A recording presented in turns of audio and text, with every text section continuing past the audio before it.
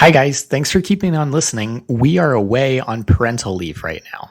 Yes, but we still wanted to make sure that you guys had content to listen to while we were away. So here is one of our oldies but goodies. Check out the website for some updated notes on this particular episode since our recording. Hope you enjoy, and we'll see you when we're back.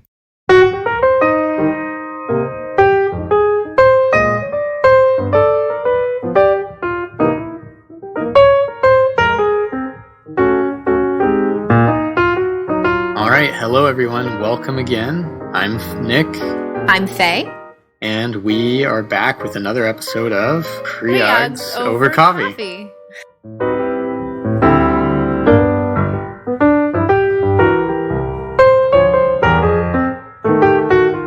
For our next few episodes, we are going to be talking a lot about pregnancy. So our arc will be Nick and Faye's fabulous adventure through pregnancy. I love it.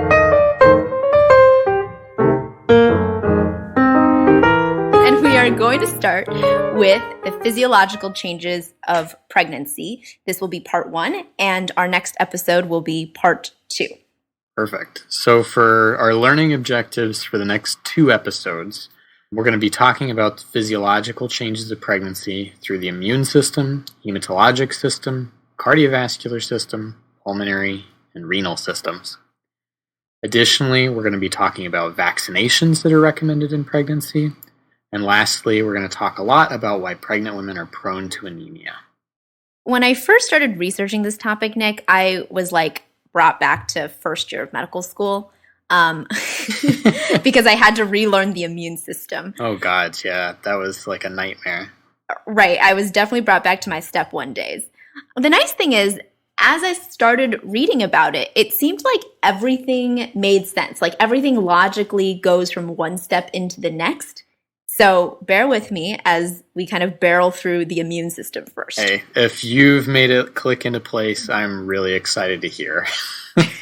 Pregnancy is a really interesting time for the immune system because essentially the maternal system still needs to be able to prevent infection, but it also has to tolerate this new tissue that's inside the uterus, or else every pregnancy would lead to a spontaneous miscarriage. There's also been some research suggesting that dysregulation of the maternal immune system is what leads to things like preterm birth and other pregnancy-related complications like preeclampsia. So clearly the immune system is very important for pregnancy. But one thing that never made sense to me, we're always taught that a woman's immune system or immune response decreases when they're pregnant. But as we know, whenever a pregnant woman comes into the emergency room or you get blood work, their white count is way higher than what we would consider normal for someone who's not pregnant, right? Yeah, that's right. That never made sense to me. To really understand what's going on, we kind of have to go all the way back to the first year of medical school, where we learned about the 2 parts of the immune system. Do you remember what those 2 parts are, Nick? Oh, geez. I obviously was not paying attention during this part of medical school, so I think you're going to have to help me out here, Faye. If you remember, we have the non-specific and the specific portions of your immune system. So the non-specific portion of the immune system includes all of your barriers, right? Your skin, your mucous membranes, your stomach acid, and importantly for pregnancy, your cervical mucus. And I generally think that the non-specific immune system tends to increase. So your cervical mucus, for example, gets thicker and it doesn't allow bacteria or anything like that to get up into the uterus. The other part of the non-specific immune system is also your innate immunity. So these are, if you remember, like your phagocytes, your natural killer cells, your monocytes, all of those cells that basically indiscriminately kill off things that don't have your own tags, right? Yeah. These cells do tend to increase during pregnancy. And since the majority of your white cells tend to be neutrophils, your white cells overall do increase with pregnancy. Okay. However, things like your lymphocytes, basophils, eosinophils, those kind of remain the same when you're pregnant. So it's really the neutrophils overall. It's really the neutrophils overall that increase. So that brings us to the specific part of your immune system, or the adaptive immune system. And this is the part of your immune system that can ID certain pathogens and target those pathogens very specifically. Okay. So, for example, this is where You have your T cells, your B cells, where you have helper T cells and things like that that can produce cytokines to specifically target a pathogen. And this is the part of your immune system that doesn't work as well when you're pregnant. Got it. So I guess that makes a lot more sense now why we need to give vaccines in pregnancy. Exactly.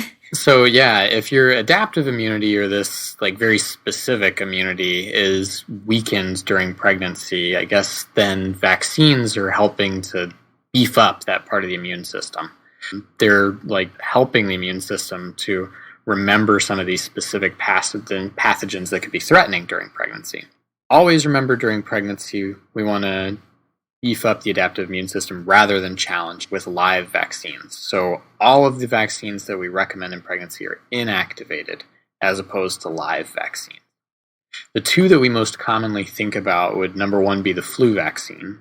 The seasonal injectable flu vaccine is safe in pregnant women. And we also know that the flu vaccine helps to reduce some of the more severe complications that pregnant women are prone to when they get the flu. Things like post-viral pneumonia, ICU admission, or other poor outcomes for mom or for the infant. The second vaccine that we tend to give in pregnancy as well is the Tdap vaccine, tetanus, diphtheria, acellular pertussis. And what we really think about with that is the acellular pertussis portion, because that is the vaccine against whooping cough, which baby is definitely susceptible to once born. Tdap is supposed to be administered sometime around 27 to 36 weeks gestation to basically maximize mom's response and allow for passive antibody transfer via the colostrum to the newborn.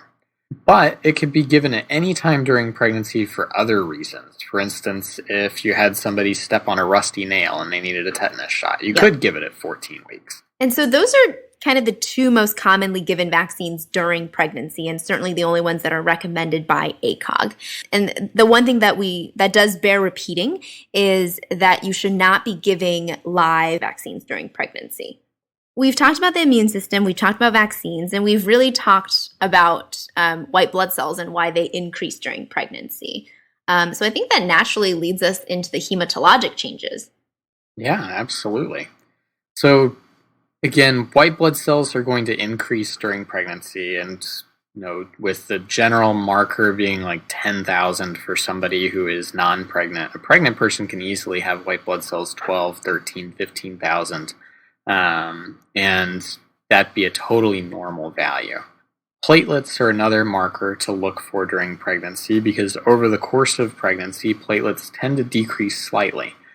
But they usually stay above at least 100,000. If you're seeing platelet counts that are less than this, there are certain things that you want to look for.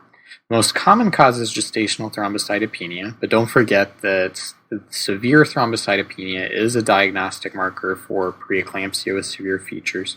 So if you have suspicion for that going on, that can be another reason you have platelet decrease.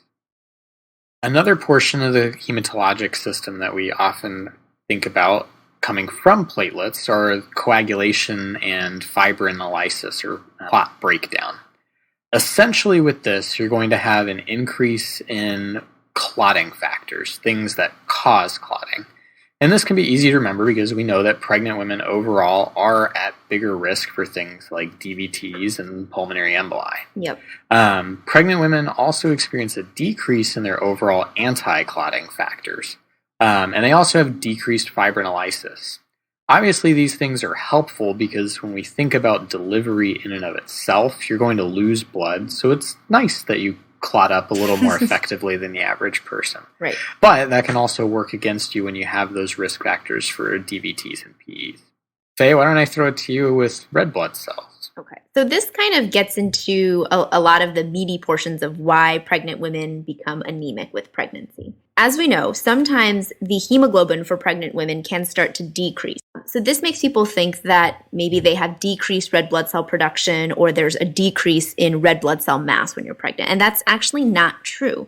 We know that by the end of pregnancy, due to an increase in erythropoietin production by sometimes as much as 50%, there is an increase in red blood cell mass by about 20 to 30%. The reason that people actually begin to get anemia or have lower hemoglobin as they progress through their pregnancy is that the plasma volume increases at a much higher rate than the actual red blood cell mass. However, that doesn't mean that you shouldn't be considering other forms or other causes of anemia during pregnancy.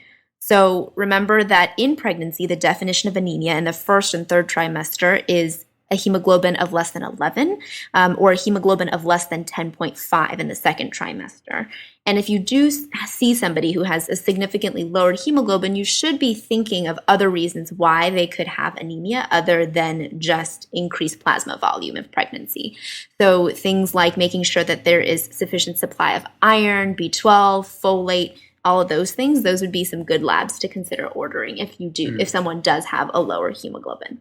In terms of the plasma volume, we were saying that it expands much more quickly than the red blood cell mass. And we know that plasma volume actually increases by 10 to 15% just in the first 6 to 12 weeks of gestation and continues to expand up until about 30 to 34 weeks of gestation where it plateaus. By term, the total gain in volume is about 1.1 to 1.6 liters, or a total overall volume of 4.7 to 5.2 liters, which is a 30 to 50% gain above a non-pregnant woman. And the reason that this happens is you have systemic vasodilation. So when you have systemic vasodilation and overall systemic decrease in resistance, you have this underfilled vascular system, which essentially targets your renin and angiotensin system to increase that activity, decrease atrial natriuretic peptide, and basically it tells your kidneys to hold onto fluid. So that's why as you have this increase in plasma volume, increase in fluid, you have this disproportion of fluid to red blood cell mass. And the greatest disproportion is usually around late second to early third trimester, which is when you see that big dip in hemoglobin. Wow, you really just gave me a horrible flashback back to renal in medical school. You talked about renin angiotensin. Oh, there's more to come, Nick. I think at this point we probably need to take a pause and summarize what exactly we've talked about today, because I don't know about you, but it feels like I haven't had my coffee at this point. Kind of what we talked about today, we started out with the immune system, and Faye did an awesome job talking through this, but kind of for me, when I've forgotten all of this immune stuff, we've got two parts of our immune system. There's innate or non-specific immunity and then adaptive or specific immunity. In pregnancy, this innate or non-specific immunity becomes the primary driver of increased white blood cells during your pregnancy. Whereas the adaptive immunity, the T cells, B cells, things that target specific pathogens drop overall. And so at this point, we need to boost the immune system. So we give certain vaccines. Nick also talked about the hematologic system, talking about how your white blood cell counts do go up because of the neutrophils. Your platelets are going to decrease. Your coagulation and fibrinolysis, basically you're going to be procoagulant during the pregnancy. So increase in those procoagulant factors and decrease in the anticoagulant factors. And overall, we do see a little bit of a decrease in hemoglobin in pregnancy because even though you're increasing red blood cell mass, you're also disproportionately increasing the plasma volume. So that's two systems that we've talked about. So that means next time that leaves us the cardiovascular, renal, and pulmonary system. Ooh boy, get excited.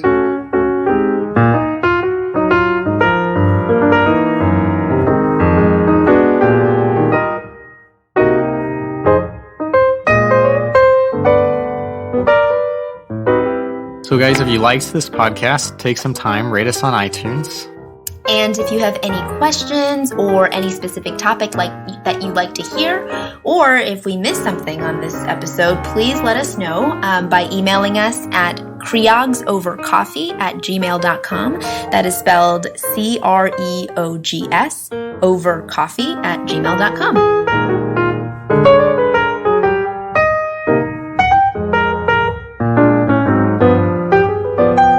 So one more time, I'm Nick. This is Faye. And this has been Creogs Over Coffee. Thanks again for listening. Aren't you glad you checked a pregnancy test?